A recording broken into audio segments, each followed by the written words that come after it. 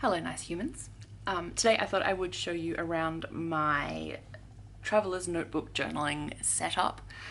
It is very much a constantly evolving situation, but my traveler's notebook is the thing that I probably journal in the most, and I love it. And I know that it's something that a lot of people really enjoy, and I love seeing how other people do this kind of stuff, so I thought I would just show you my version as part of, you know, the general conversation around such things. So I am basic, so I have a DELFONICS pouch. These are popular for a reason. They're just awesome, and they're the perfect size for a TN, and they've got all these beautiful pockets on them, and this one is mustard, so obviously I'm obsessed with it. It was a gift from Sarah Jane and Artie, so it's super precious to me.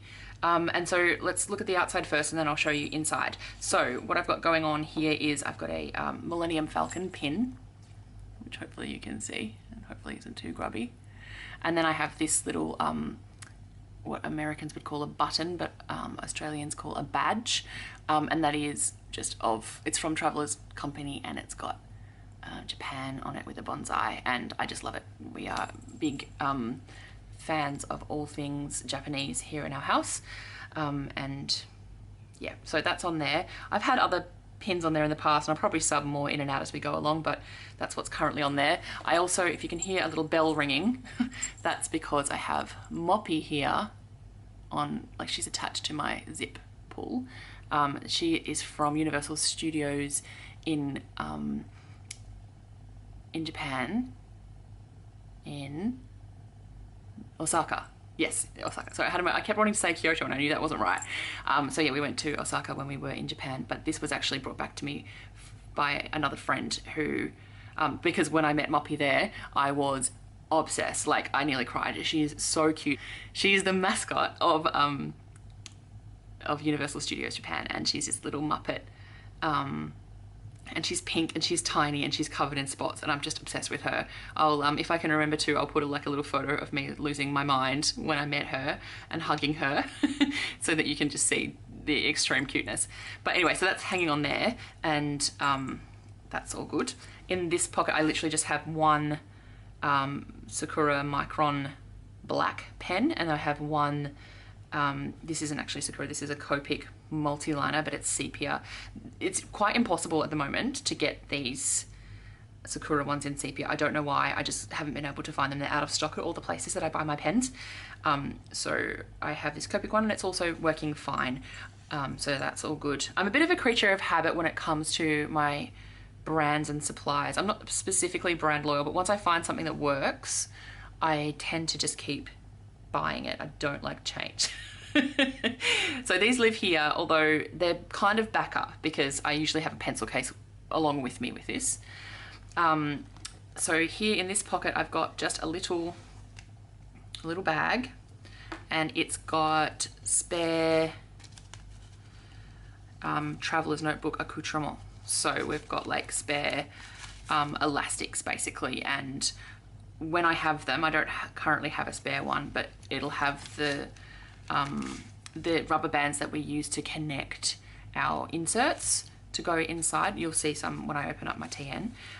If I've got a spare one, it lives in there as well. And I've actually also got instructions for how to re-thread it in case I have somehow, you know, had a stroke and forgotten. So that's just all tucked in there. And these pockets, I do, when I put things in them, like to just add like a little clip or something, because I worry that stuff will fall out of the bigger ones. I don't think it's actually happened yet, but I'm a worrywart. And if I just stick that on there, then I can, you know, dismiss that concern. On the other side, I've got some brush pens, and I have them in various colors. I've got some other colors in the studio as well. These are just the ones that I'm currently using, or reaching for, I guess. And then I've got this clip to help keep the pages open if I'm working on a page that doesn't want to stay open, or if I need to, you know, hold something down. I have a bunch of different ones of these, and I sub them in based on what I'm in the mood for or what I need. So this is obviously quite a wide one, which is what I'm needing at the moment. But I've also got these little cuties that sometimes come along. They are Starbucks. These were a cute little release, which I love. They were only available in Japan. So there's a third one that's bigger as well, and so sometimes one of those will get clipped on here, just depending on what I'm in the mood for. I also have a brass one that I love, which is also from Japan. But yeah, this is the one I'm currently using. And also in this pocket, which has Velcro on it, is my pencil board. And this is also from Travelers Company. It is, I think, yeah, this is the 2020, no, hang on, that can't be right. It's got 2022 written all over it, but I definitely owned it in 2021. Must have been the 2022 release that came out in 2021, so it's pretty recent. I have some other ones that I like. This is obviously the one I'm currently using because it's the one I most recently acquired. I'll sometimes carry a smaller one. I've got this one which came with my Hobonichi 5-year journal. I've got this one which is covered in Muppets, and again, when you need to be cheered up, nobody does the job quite like Muppets, so they get subbed in and out depending on what I feel like. So if we have a look inside, this makes me just inordinately happy. The way that things just kind of fit in here. It's just so pleasing. I don't know how to describe how pleasing it is. So I'm actually just gonna take things out and then probably set the actual pouch aside. So what I keep in here, I've got a little mini cutting mat, which is really handy if you ever want to like pierce something or literally like cut something with like a craft knife or something like that, or if you need like a little hard surface to do something on, really handy. I can't remember where I bought this, but if you were to Google tiny cutting mat, you would find many options. It was like a few bucks. I remember it being like really cheap because it's not like amazing quality. You can see like the printing on it's a little bit dodgy and whatever, but it doesn't matter. It serves the purpose really well, and that fits perfectly in this little pocket and is surprisingly handy. Partly because, like, I mean, I used to go out and journal in cafes. I don't do that at the moment. And this is what I take when I travel. I also don't do that at the moment. But I also just like go and journal on the couch in the living room. And I like to be able to have something like this without having to like come up to the studio, get one that's this big. I'm gesturing largely. And then, you know, it's unwieldy. So this is much easier. So it's handy for big journeys and little journeys, I guess. Here is another little smaller pencil board, which I love. Look how cute it is. So this all fits beautifully. This is my everyday traveler's notebook. This is the one that I use for my current journal. Also in here I have 3 little folders. And these are what I keep my little scraps of paper in that I journal with. So this one's just for craft paper, and this is things that I will tear off, packaging, Uber Eats bags, wrapping paper, whatever. It's actually got a little less in it than it normally has. When I have bigger pieces, I keep them in the studio in like a big folder, and I'll just tear off small bits and put them in here when it needs replenishing. And this just keeps it keeps them all together. I use a lot of brown paper. I like the way that it looks. Again, I know it's basic, but I don't care. I like it, so I keep doing it. Then I have these 2, which are a little bit bigger, and this is scraps of paper that I have divided into 2 categories: patterned bits and right honourable bits. Literally, I don't think I was like feeling particularly articulate when I made that little sticker, but that's how I divide them. And then in here there are literally things that I can write on, like journal spots. Most of them are like plain paper, but they're varying kinds of, like, some of them are lined, some of them are coloured, but they're things that I could potentially journal on and stick in, right? So if I come across a cool quote that I like and I really want to write it down, but I don't have the inclination or time to make a spread or a page in my journal about it, I'll grab a piece of paper out of here usually and scribble it on there and then tuck it in for when I actually do have said time and inclination. So this is very handy. It's also good to just create layers with. It's getting a bit fat. I probably need to do a bit of a like a audit of what's in here. I won't throw bits away. I'll just sort of stick them in a box and then come back to them just so that it's not quite as fat. And then there's patterned bits, which are fun for embellishing and layering with. So just anything that I think is pretty. This is from a Liberty of London pattern book. This is from like a repro wallpaper book. Sometimes it's literally things that I've torn out of a cute page out of that should probably be in here, out of a magazine or something. This is wrapping paper, which, I mean, look how cute that is. So this is where that goes, basically. And again, I sub things in and out. Sometimes they're pages that I've torn out of a notebook or a notepad, and then decided that the reason that I tore them out, I don't want to use them in that moment, so then I'll just stick them in here and I'll come back to them. So they're all in one place. So I have everything I could possibly need paper-wise in my little folder, which is so cool, because I feel like, particularly when I was scrapbooking, like, it wasn't a very portable craft. It was really hard to kind of take all the various things that you need to create a scrapbook page with you to a cafe or out and about. So this was where I did my sort of most sincere and playful and just fun journaling, was always my TNs. And so I'm glad that I'm sort of re-centralizing that in terms of how I'm doing craft at the moment, because it's bringing me a lot of joy and just genuine satisfaction, which I'm really, really liking. So yeah, this is the paper. And then this is the actual TN. So I've got on here a little charm from the Starbucks Reserve Roastery in Tokyo, because coffee.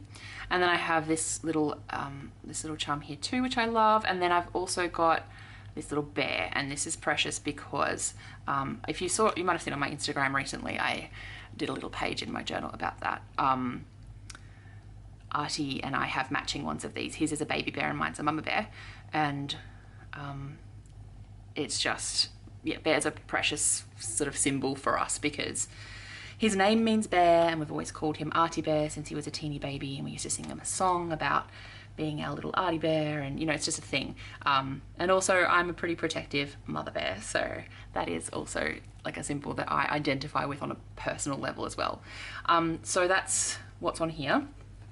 So his is on his Hobonichi, and yeah, they match, which I love. And so inside I've got this little pocket here, which has got just some washi samplers that I made of ones that I know that I want to use a bit at the moment, and these get subbed in and out. And sometimes I'll have stickers or things in here. I don't actually think I have anything in here at the moment, no. But it's there if I want or need it. And this is my current traveler's notebook that I'm currently working in, so that will always be here at the front. When I finish them, they get put in one of these folders. They say that you can fit 5 traveler's notebooks in here, or up to 5. I fit 2 because mine get quite chunky.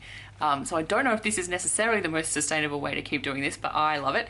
I think they look really beautiful on the shelf. I put a little tag on them so that when they're lined up you can see the volume numbers and the dates. I've recently restarted my system, so we're up to volume 5 at the moment. I restarted my system mid last year because that's when I needed to. So yeah, but that's what's happening there. So yeah, the current one goes in here, and you can see I've got a few inserts, but this is the one that I'm working in. I'll show you a couple of pages from it.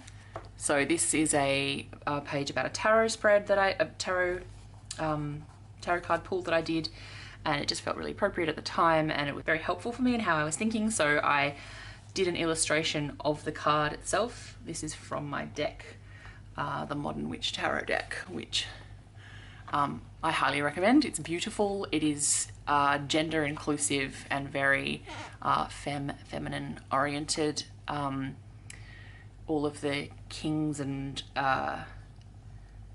knights and pages and stuff are either genderqueer or gender switched to female, which is great for me because that feels like a lot safer and friendlier for me than more traditional tarot decks that are often quite binary and masculine. So I really like this deck. There's a little free review tucked in there that you didn't ask for. So yeah, that's where the art's from. Basically, I wanted to give credit. I just basically did a copy sort of sketch of it, and I did it in pencil, so it's like a bit rough, but it's fun. The other things that kind of are happening in here, like this spread was pretty random. This is about how I'm feeling about painting at the moment, feeling a bit stuck. This is about some new Hobonichi things that I got which I love. So I stuck the little tags in. So this is a very mishmashy kind of journal, and that's why it's my favorite. Here are some tags from Christmas and some wrapping paper. Christmas. I bought Sarah Jane some roller skates, so I just did a little picture of them. But I rarely put photos in these journals. Stuff gets stuck in, right? So stickers and labels and things like that. What else have we got here? Oh yeah, this is the one I was talking about before. The little bear charms. I kept the packaging, and then I wanted to stick the packaging in. So I basically did like a little pretty true to size illustration of the tags and just stuck them on, so that was good. So yeah, that's what kind of goes in here. It's everything. I call them my everyday travels journals, because this is the kind of journal I would keep if I was traveling.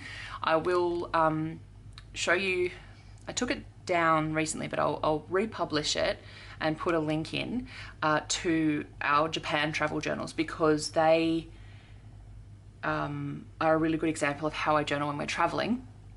And they're my favorite journals to keep, and they're my favorite journals to look through, and my favorite journals to make. And I was like, well, why would I wait until I have the opportunity to travel in order to keep a journal in that style? So basically I am just doing my everyday journaling in the style of a travel journal. So it's traveling through life, you know? So that's what's happening there. The other things that I have in here are things that help me do this. So obviously I've got those folders that I just showed you. I also have these sticker release paper books, which are an absolute game changer for journaling on the go and just journaling generally. One of the things I found as a scrapbooker, but also as a journaler, is just the sheer quantity of stickers and things that you just kind of accumulate can become, just space and stuff-wise, quite overwhelming. And I don't feel like that's a good thing. We should not be overwhelmed by our supplies, right? So what I do is I pick the stickers that I'm really enjoying or that I want to use, and I put them in here, and I have access to like pages and pages and pages and pages of stickers that would otherwise be very bulky and frustrating, and I wouldn't use for that reason. These are a bit patchy because I have actually been using them. Like, these pages were full, but obviously I've been putting the stickers into my journal, which is exactly what I want. And every now and then I go through and sort of make a little bit more space when I have something else that I want to add in there. Look at the hedgehogs. I love hedgehogs so much. There's like some washi strips there. So anything that you are using can go in here. And it just means you can flip through your whole kind of active collection in a matter of moments and find what works for the page that you're working on. Anyway, so I've got 2 books of those in there. And then the other thing that I have is a TN insert that has these little pockets in it. And this is where I put just like labels, tags, little bits of ephemera and stuff that I want to layer with. So again, it just makes it easy to flip through them.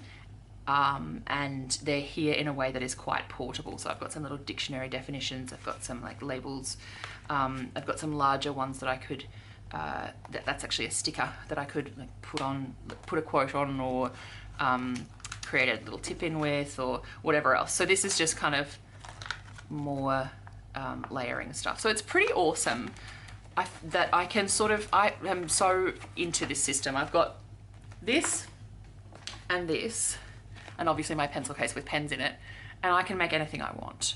And it all fits into one little pouch.